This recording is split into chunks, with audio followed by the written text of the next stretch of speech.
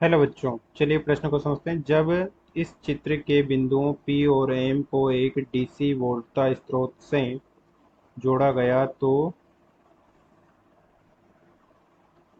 4 ओम के प्रतिरोध में प्रवाहित होने वाली धारा 1 एम्पीयर थी। अर्थात इसमें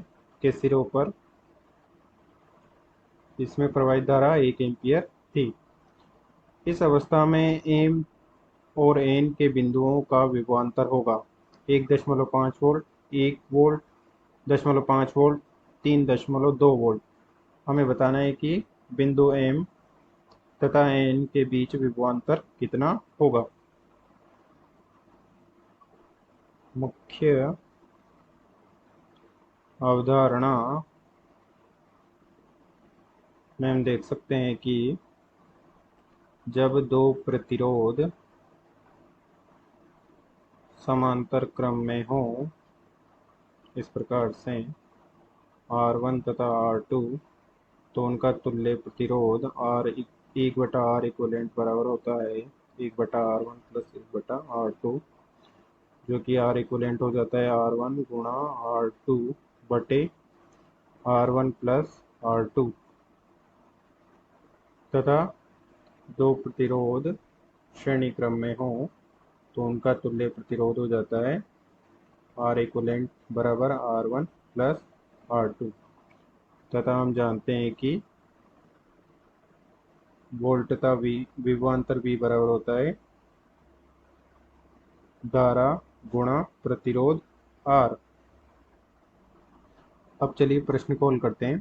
प्रश्न में दिया गया है कि 4 ओम के प्रतिरोध में धारा I बराबर 1 एम्पीयर की धारा प्रवाहित होती है। तो R बराबर 4 ओम के प्रतिरोध में धारा I बराबर 1 एम्पीयर प्रवाहित हो रही है। तो 4 ओम के प्रतिरोध के सिरों पर विभव V हो जाएगा I गुणा R, जो कि हो जाएगा 4 वोल्ट।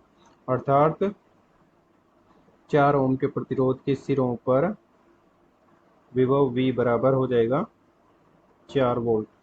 ये दोनों ये ये सिरे चालक तार से जुड़े हैं तथा ये दूसरा प्रतिरोध समांतर क्रम से जुड़ा है। तो इस बिंदु का प्रतिरोध इस बिंदु के वोल्टता 4 ओम है, तो इन बिंदुओं पर भी वोल्टता 4 ओम ही होगी, तथा यहाँ से ये सभी चालक तार से जुड़े हैं।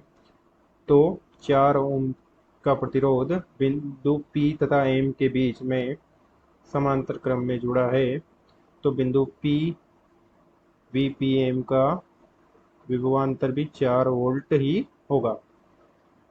अतः बिंदु P व बिंदु M के मध्य विभवांतर V 4 वोल्ट है। तथा हम देख सकते हैं कि ये यहाँ तक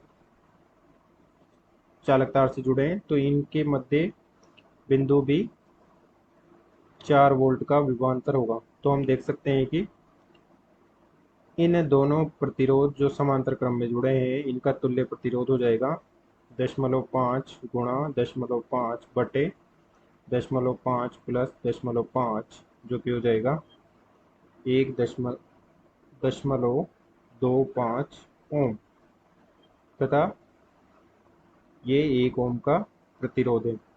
तो इसका तुल्य प्रतिरोध हमें प्राप्त हो जाएगा इस प्रकार से। इसका ओम हो जाएगा 0.25 ओम, तथा दूसरा प्रतिरोध है 1 ओम का, जिनके बिंदु हैं, ये बिंदु M हो जाएगा, ये बिंदु P हो जाएगा, तथा मध्य में बिंदु N है। तथा बिंदु P तथा V के मध्य वोल्टता V बराबर है 4 वोल्ट। 4 वोल्ट का विभवांतर है बिंदु P व M के बीच में। तो हम देख सकते हैं कि हमें M व N के बीच का विभवांतर V2 ज्ञात करना है। तो इसके लिए हम देख सकते हैं कि यदि हमें प्रतिरोध 1 पर धारा का मान प्राप्त हो जाए तो हम इसमें विभवांतर V का मान ज्ञात कर सकते हैं। प्रतिरोध 1 के सिरे पर हमें विभवांतर ज्ञात करना है। तो इसके लिए हम देख सकते हैं कि हमें बिंदु P व M के बीच में विभव पता है, तो तुल्य प्रतिरोध R इक्विवेलेंट हो जाएगा 0.5 प्लस 1 ओम का प्रतिरोध, कुल प्रतिरोध हो जाएगा जो कि हो जाएगा 1.25 ओम। तो इसमें इस शाखा पीएम में धारा हो जाएगी V बटा R, जो कि हो जाएगी 4/1.25, जो कि हो जाएगी 3.2 एम्पियर, जो कि हमें प्राप्त हुई है धारा शाखा पीएम में धारा का मान। हम इसमें धारा प्रदर्शित नहीं कर सकते क्योंकि हमें नहीं पता है कि कौन सा उच्च विभव पर है तथा कौन सा निम्न विभव पर है। ये 1.25 ओम का तथा ये है 1 ओम का। तो हमें बिंदु P व M के बीच का विभव दिया पता है जो कि 4 ओम है, 4 वोल्ट है, तथा हमें N तथा M के बीच का विभवांतर ज्ञात करना है जो कि V2 है।